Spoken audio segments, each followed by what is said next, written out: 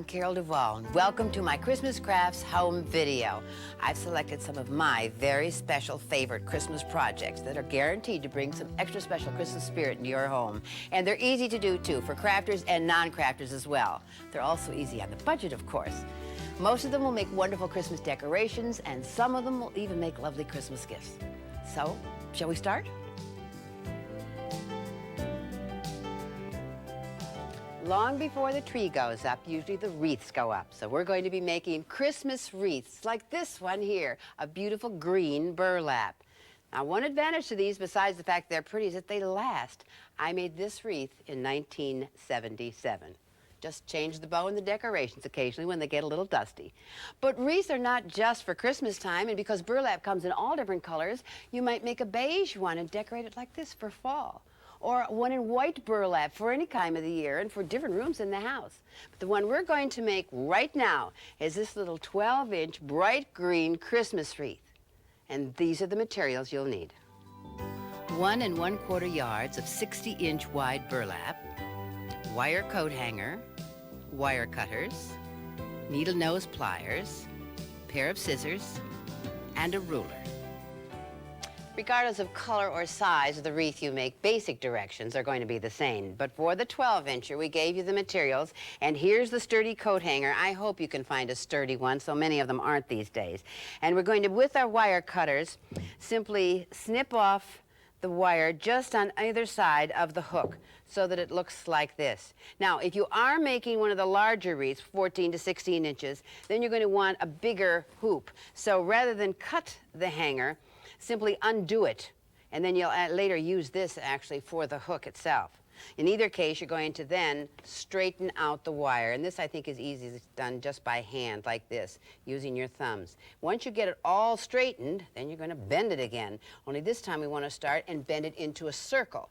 And again, if you will just inch your thumbs along it like this and the pressure, you'll be amazed in no time at all, you really will have just about a perfect circle. Now we want to put a hook on one end of this, just one end for now. So with your needle nose pliers, like this. Now we're going to put one on that side later, but not yet. So now we get rid of the wire for a while. Now we go to the burlap. Now, how much burlap you're going to need, we said on our list that you were going to need 1 1/4 yards. That's if you can find burlap that is 60 inches wide. If you can't, then you're going to need about 3 yards. You can see if you want it fuller than that, you can always get a little more.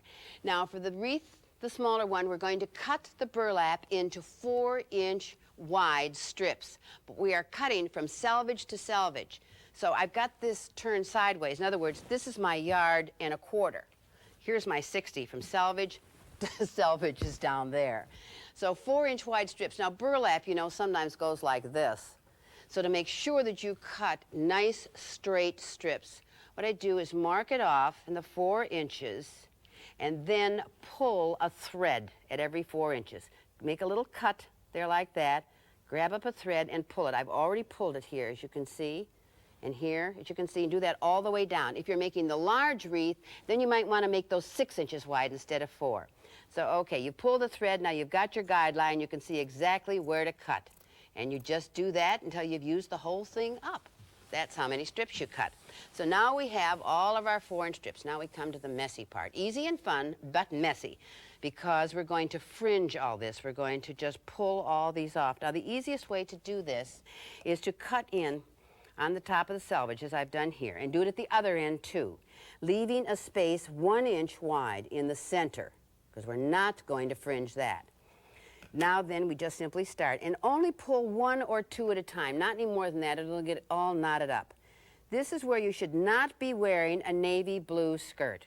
What you should be doing is sitting naked in the middle of a sheet in the middle of the room, or else out in the backyard. Not naked, but out in the backyard, till you get it all fringed on either side with your 1-inch unfringed strip in the middle.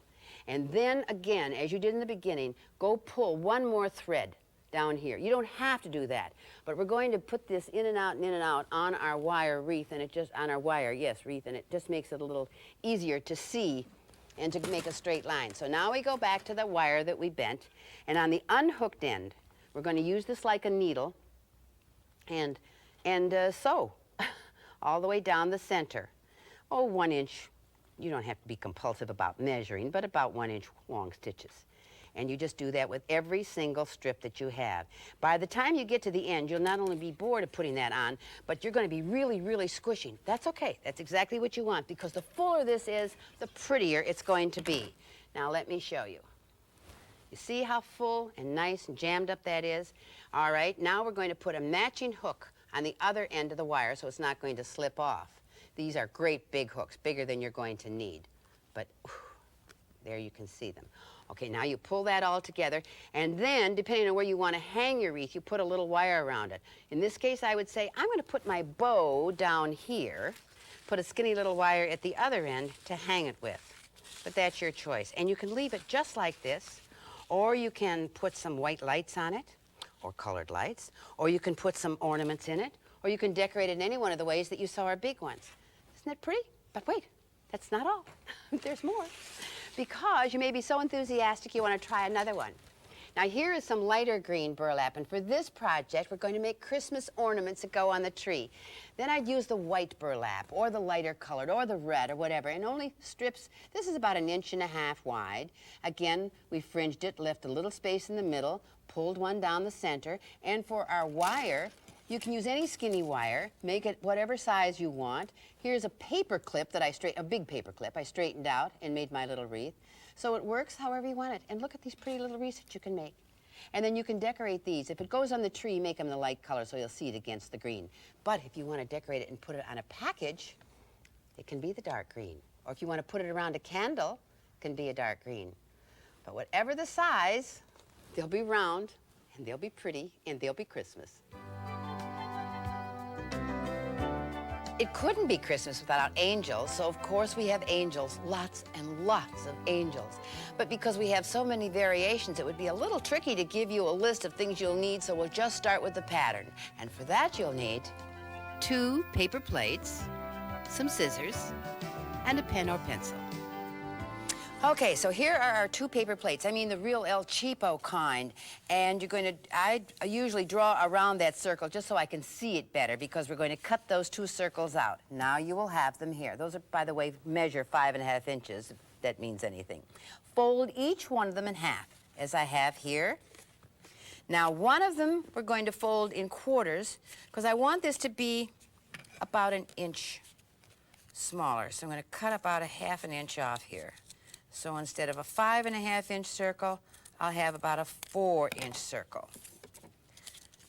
One of these halves is going to be, comes to a little angle, that's okay. One of these is going to be the pattern for the arms, and one's going to be the pattern for the wings, which I actually, you can just put them on straight, but I fold it and cut just a little bit of an angle. So there we have our pattern pieces, the body, the arms, the wings. First angel, we're going to make out of a brown paper bag. These can be as cute as they can be. I mean the brown paper bag you bring your groceries home in. Press it out, trace around your patterns, and here's how you put them together. And a lot of you may have even done this basic angel before. Fold it into a cone, and then when you're doing your final ones, you might want to glue. I'm going to staple.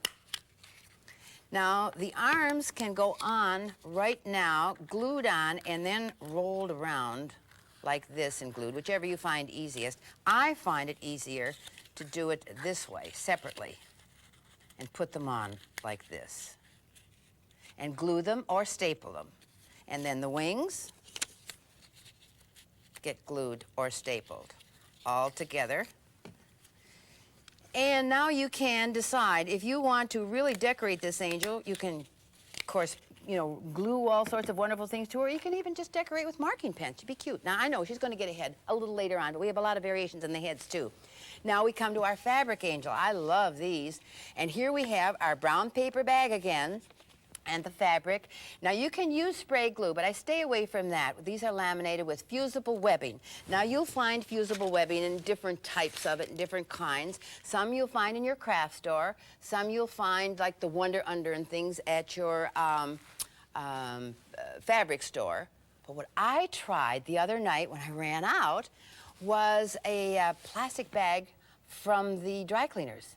In fact, even some plastic wrap. Put a layer in between and making sure that none of it sticks out to, you know, grab your iron. A warm iron, They laminated beautifully. So now we have our little plaid angel. In this case, she has just a ribbon wing, just a piece of ribbon and knotted in the center, glued on. Or here's an angel, all of hers of the same Christmas fabric.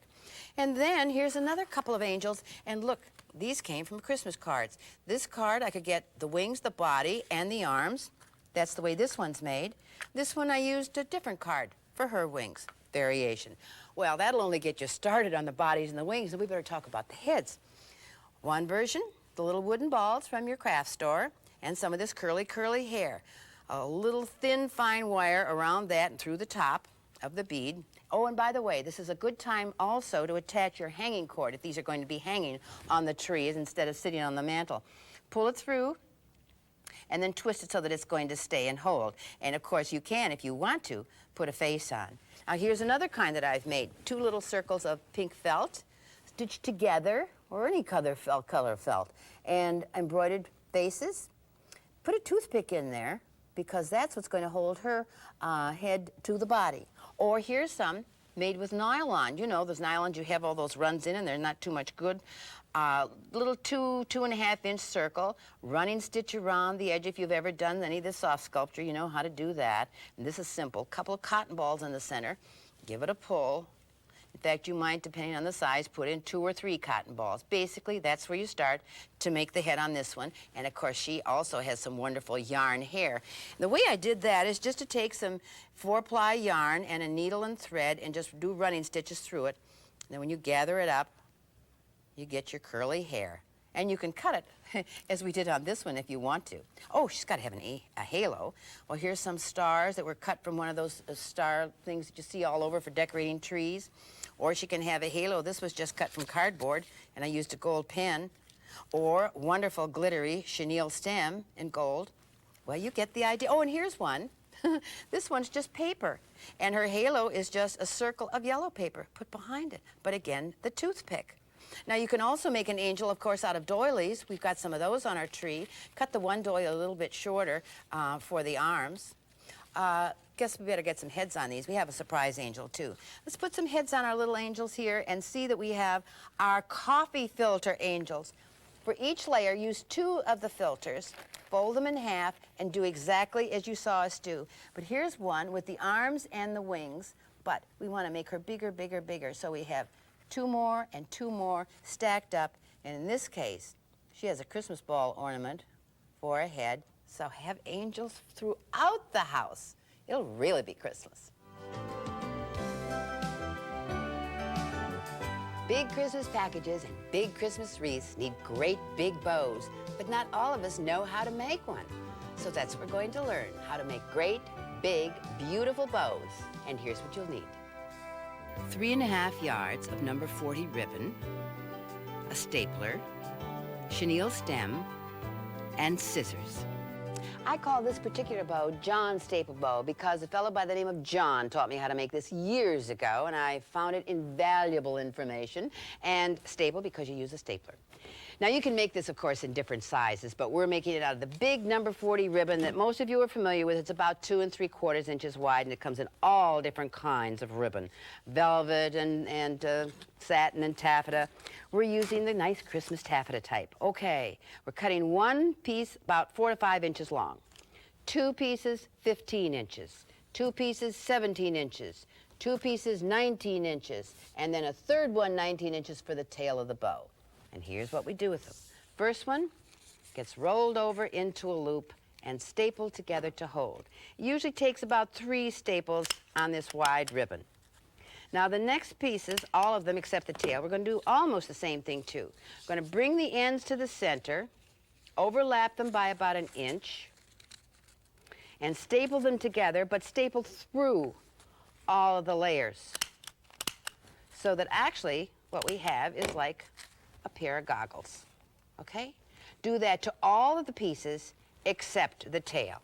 And so that you don't have to sit there and watch me just simply staple ribbon together, we've got mine all done here. Now the chenille stem is the wire that really is the easiest to work with as a beginner. Later on, when you get really proficient at this, you might want to use a skinnier wire so it doesn't show as much, but this is perfect to practice with, certainly. Okay, we start with our little coil here, and with the staples on the bottom, scrunch it all together. This weight ribbon, incidentally, which is like the taffeta, is the easiest to start with. You get with the velvet, it's a little heavy and your fingers want to fall off. Okay, now here's the smallest of the goggle loops. Again, with the cut edges on the bottom, scrunch it together and put it underneath. Now already you've got a pretty bow. Put tails on that and you're set to go. But we're going to go more. The next one comes under that, or you could stop here if you wanted to. Next one comes under that. You have to get adept at keeping all this in your fingers. And put this, you notice we're putting them, trying to get them at different angles. Incidentally, this bow is going to grow bigger and bigger because I've cut the lengths longer and longer. If you want just one round big bow, cut them all the same length. Well, you get the idea. We just keep adding and adding until our fingers are about to fall off, or until the bow we think is really, I'm not even going to add that last one. Let's just take a piece here for the tail. Scrunch it together and put that underneath also. Trying not to lose track. Now we take our chenille stem, find where our thumb is in here, put it through that loop, and it'll come down between our fingers and then around, pull it tight, give it a twist. And there, now you can let go. And now you can arrange and rearrange and puff and fluff to your heart's delight until you have the bow that you really want. And believe me, you will get it, even if at first it looks like kind of a mess.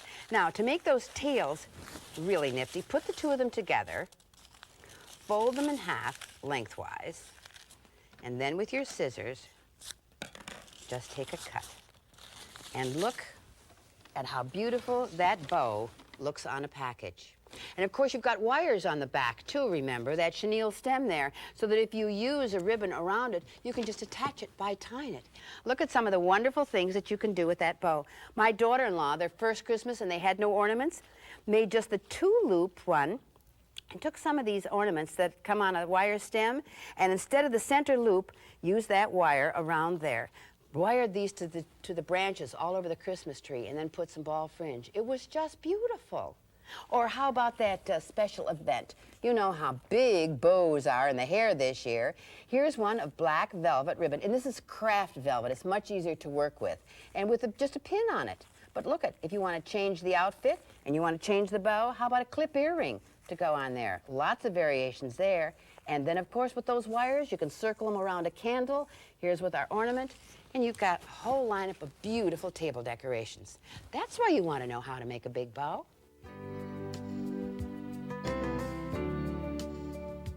To make your pattern, here's what you'll need. An 8.5 by 11-inch sheet of paper and a scissors. Some of you may remember, as I did, how we did it when we were in school. That was good enough for school, but that's not good enough for Christmas. So here is how we make a perfect 5-pointed star with a piece of paper. This is 8.5 by 11 standard size typewriter paper or tablet paper. Fold it in half crosswise. Now, fortunately, this being a videotape, you can run it back and forth a dozen times if you don't get it the first time through, although this really is easy.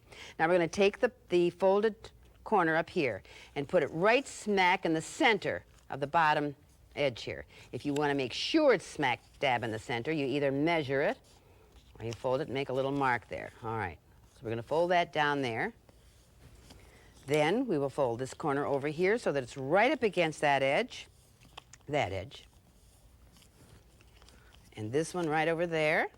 So we'd have a nice triangle. Now along here we have a single folded edge, and here we have a double folded edge. So if we cut it on that double edge, we're going to end up with a star. Watch. With one cut. This is it's almost like showing magic tricks to the kids, and as a matter of fact to adults too. And there you have it. Now if you want to make a little star, you simply cut closer down. If you want to make a fatter star, you simply don't cut it quite as sharp an angle. So whatever size, whatever shape you want your star to be, that's the way to do it. And then, if you're going to make a bunch of them, the idea is you make yourself a pattern, trace around it, make yourself a cardboard pattern, and then, of course, you can cut many of them out. But to make them really, really pretty, how about making a 3D star? And that's really quite simple, because what you need to do is make all of the long points fold out. 3 of them already are that way, and the others you just turn and fold so that they match that. So all the long ones point out, and all the inside ones go in. You can do that with your pattern, or if you're doing it with the one you cut out, or if you're doing it on your pattern star, you simply take a ruler and go from point to point, and then with an X-Acto knife, just gently score, lightly score all those so that you'll get your crisp, sharp folds like this. So, there you have it. Now you know how to make a star with one snip of the scissors. What are you going to do with it? Well, let me show you some of the things you can do with that. Watercolor paper makes really nice stars. You can find tablets of it in different weights at your art supply store or office supply store. Here's some watercolor paper stars that I just sprayed with gold paint, or you can paint them with gold paint, and cut a little circle out of the center, a lot of little slashes around like this, and they're perfect to slip over a candle. So it doesn't look too impressive. Well, look at this, just nestled in some greens, pine cones. Why, lovely along your mantle or centerpiece. Cut some stars out of the last year's Christmas cards you saved and put them on your packages in lieu of bows. Or make some glitter stars. The kids would love to make a bunch of these and hang them from the tree. And speaking of the tree, that's where we've put a lot of our stars. These are just plain white 3D stars cut out of the watercolor paper. But then, of course, we also have one that's made with the star of the family. This is 2 pieces that have been painted gold, a center cut out of one of them. And before we glued the 2 stars together, we put the little child's picture right in there. You can do it with yours, too. And then, of course, there's stars at the 4th of July and all during our patriotic times. How about a patriotic wreath made with our stars? And these have just had patriotic fabric glued to them. You can do that with fusible webbing or with real glue. My favorite is our evergreen wreath with a great big red bow, white lights, and lots of our 3D gold and glitter stars. I really like that.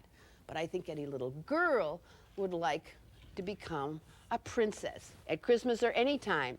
And this is 2 watercolor stars glued together, made 3D, and just a dowel put in the center. So all of her Christmas wishes will come true. Kids love stamps and stamping. You know, kind of stamps like stamping this paper as we did. Adults love it too, obviously. All you have to do is check the Christmas catalogs and see how many stamp sets are available. Well, that's what we're going to do right now, stamp. But we're going to make our own stamps. And the price is a lot better than what you'll find in the catalogs. Costs nothing. Here's what you'll need. Foam trays from the grocery store, sharp pencil or a ballpoint pen, masking tape, 3/4 inch wide is good, piece of cardboard, the kind you get on the back of a writing tablet is perfect, a stamp pad and or acrylic paint, a brush or sponge, an X-Acto knife, scissors, and something to stamp on. Okay, if you have been saving those foam trays, you're set to go. Now, I'm talking about, of course, the foam trays from the grocery store, as I mentioned, but also those that you get the carryouts in will work beautifully for this. With the scissors, just cut the edges off so you have flat pieces to work with. Now, there are 2 different kinds. You can make a reverse or a negative or a, well, I'll show you what I'm talking about. Okay, I've cut a small piece of foam here. Now, to make my design in here, either a sharp pencil or a ballpoint pen. I'm going to do a Christmas tree. We're digging into the foam. And I have a hard enough time drawing a decent tree when I'm doing it right side up. So I'll save us both the pain and agony and go to one that I've already drawn, as you can see here. Now, after you get the design you want, this one I've added one more thing. I've put ornaments on it by simply poking my pen in like this. Now, on the back, it helps to have a little holder so that you can pick it up like this. And all it takes to do that is a piece of masking tape, like this. And that, of course, sticks to the back of your foam like this. On some of them, as you get going on this and really turn this into a career, you might want to also put a piece of cardboard down there to make it really stiff. But in the meantime, here's how we go. Now, here's where you will have to spend a few pennies. You'll need a stamp pad, or you can use acrylic paint. This stamp pad did get a little overworked, so it might be a little bit dry. But let me show you, give you the idea of how this works. If it shows up. Okay. There. There's my Christmas tree, and that's sort of the negative. Now, if you want the tree standing out, then you need to cut that out. And an X-Acto knife is really what you should use for that, to get nice, sharp edges. So that's for older kids and parents. So that, and then put that on a piece of cardboard, as I have done here. And you'll see exactly what I mean on this one. And this, as I say, once you get started, you're going to really, well, at least if you get as carried away with things like this as I do. And then, of course, you can color the lights or the ornaments on the tree with marking pens. I'll show you some final results. I even have ornaments where there wasn't an ornament. Now, for big ones that aren't going to fit on that tray, or for any kind, in case you don't have a stamp pad, and but you do have acrylic paint around, you can just use this. Now, on this little particular one, I also took a knife and went down in the background, hoping this would make it look like a woodcut, which it really does.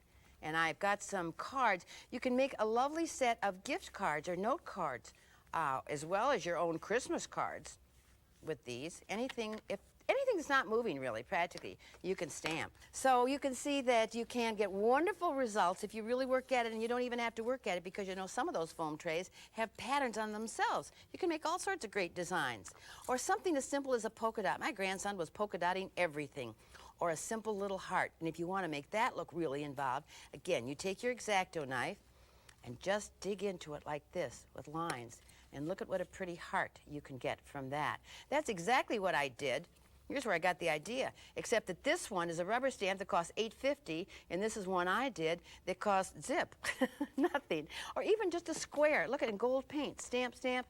Well, my goodness gracious, look at some of the things that we've done over here. You can just see I did get carried away. Gift wrapping paper. This is just ordinary shelf paper. Christmas cards, really pretty Christmas cards. Do them on watercolor paper. It's wonderful. With the tree ornaments or without. You can overlap the same design on one card too. Or do it in 3D. That is a little foam piece under there, and there it's in lieu of a bow on a package. Gift tags, gifts themselves, a package wrapping, the world. Stamp the world. You've seen these little Christmas blocks in the stores and in the catalogs, I'm sure. They're a delightful little added touch to your Christmas decorating, or to give as a gift to someone else. Even more delightful if you make them yourself, and a lot less expensive. Here's all you'll need. 14 2x2 cubes of wood. Easiest, just go to the lumber yard and get a 6-foot length of 2x2s.